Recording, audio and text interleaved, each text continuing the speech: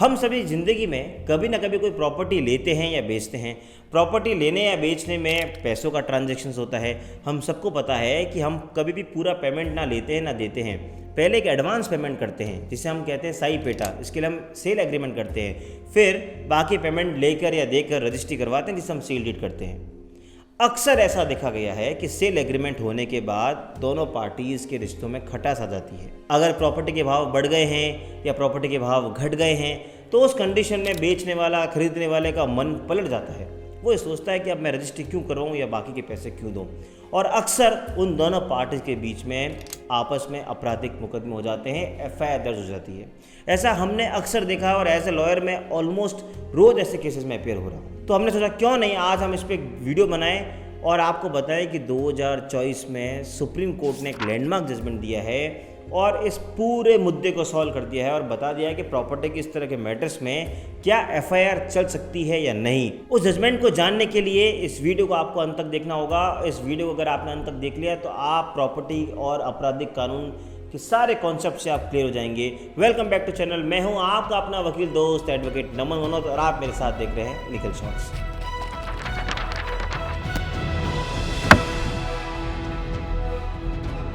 नमस्कार दोस्तों, तो आज हम बात कर रहे हैं सुप्रीम कोर्ट के landmark judgment Radheshyam versus state of Rajasthan के बारे में। नीचे लिंक दे रहा हूं, आप चाहें तो पूरा जजमेंट घर बैठे पढ़ सकते हैं। इस केस के फैक्ट्स ऐसे हैं कि 29 जून 2020 को दो पार्टीज के बीच में प्रॉपर्टी के लेन देन को लेके एक सेल एग्रीमेंट होता है, जहां पे प्रॉपर्टी खरीदने वाला एक एग्रीमेंट करता है कि मैं आपको अभी टोटल 11 लाख रुपए दे रहा हूं एज ए एडवांस, और जो रेस्ट पेमेंट है वो मैं आपको अगले 18 महीने में दे दूंगा। टोटल डील होती है 5 करोड़ 11 लाख की, यानी 5 करोड़ 11 लाख में से 11 लाख अभी दे रहा हूँ और बाकी के 5 करोड़ मैं आपको अगले 18 महीने में दे दूंगा। फिर जैसे जैसे बात आगे बढ़ती है, जो प्रॉपर्टी खरीदने वाला होता है वो धीरे धीरे और पेमेंट करता है अगली पार्टी को, और इस तरीके से उसका एलिगेशन होता है कि मैं अराउंड 1 CR तक अगली पार्टी को ट्रांसफ़र कर चुका हूँ। अब होता ऐसा है कि दोनों पार्टीज के बीच में किसी न किसी बात को लेके खटास आ जाती है। अब जो प्रॉपर्टी बेचने वाला है वो आनाकानी करना शुरू करता है। वो ये कहता है कि अब मुझे इस प्रॉपर्टी को आपको नहीं बेचना है, आपको जो करना है कर लो, ऐसा उस पार्टी का एलिगेशन होता है। इस बेसिस पे वो एक एफआईआर दर्ज कराते हैं। जो प्रॉपर्टी पे 1 करोड़ रुपए लगा चुका है वो ये एफआईआर दर्ज करवाता है 406/420 IPC में अपने नज़दीकी पुलिस थाने में। उनका ये कहना है कि मैंने ऑलमोस्ट 1 करोड़ रुपए दे दिया है, 5 करोड़ 11 लाख की डील हुई थी, मैं बाकी के पेमेंट देने को तैयार हूँ। अब अगला पर्सन उस प्रॉपर्टी को सेल डीड कराने में मेरे से आनाकानी कर रहा है, उसने मेरे साथ चीटिंग की है और ब्रीच ऑफ ट्रस्ट किया है, इसलिए उसके खिलाफ एफआईआर होनी चाहिए और उसको कड़ी से कड़ी सजा मिलनी चाहिए। जैसे ही एफआईआर होती है तुरंत वो पार्टी जो प्रॉपर्टी बेचने वाली सेलर होती है वो पहुँचती है ऑनरेबल राजस्थान हाईकोर्ट के पास 482 CRPC में। दोस्तों वैसे हम सब जानते हैं कि 482 CRPC इस बात को कहती है कि अगर आपके खिलाफ कोई एफआईआर हो गई है और आपको लगता है कि प्राइमा फेसी वो ऑफेंस नहीं बनता है तो आप सीधा हाई कोर्ट का दरवाज़ा खटखटा सकते हो उस एफआईआर को क्वैश कराने के लिए, यानी ख़त्म करवाने के लिए। तो खैर यहाँ पे वो पार्टी पहुँचती है हाई कोर्ट में, 482 की पिटीशन लगाती है।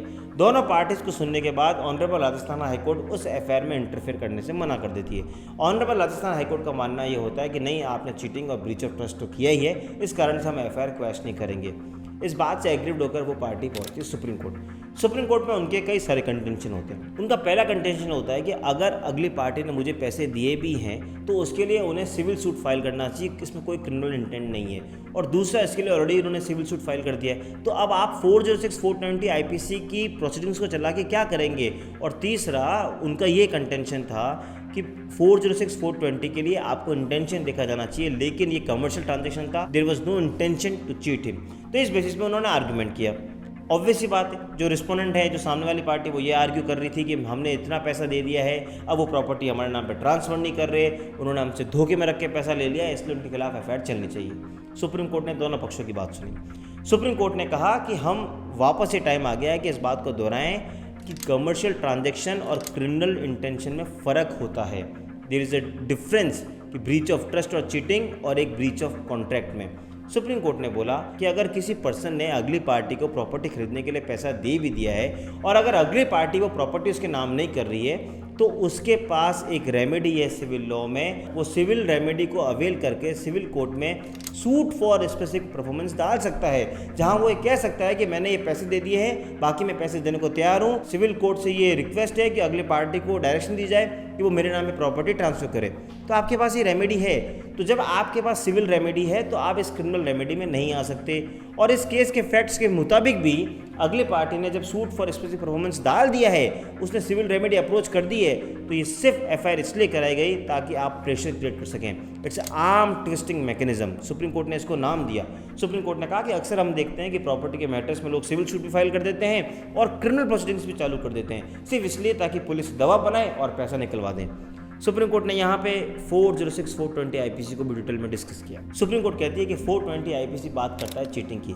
चीटिंग की अगर हम बेसिक इंग्रेडिएंट्स की बात करें तो इसका मतलब है कि अगर आप किसी पर्सन को फ्रॉडलेंटली या डिसऑनेस्टली इंड्यूस करके उससे कोई प्रॉपर्टी डिलीवर करा लें, तो सुप्रीम कोर्ट कहती है इस केस में कहीं भी ऐसा शो नहीं हुआ है कि उसने डिसऑनेस्टली इंड्यूस किया हो या फ्रॉडलेंटली इसको इंड्यूस करके उससे पैसे दिलवाए हो। वो दोनों पार्टी की रजामंदी से वो आगे बढ़ रहे थे।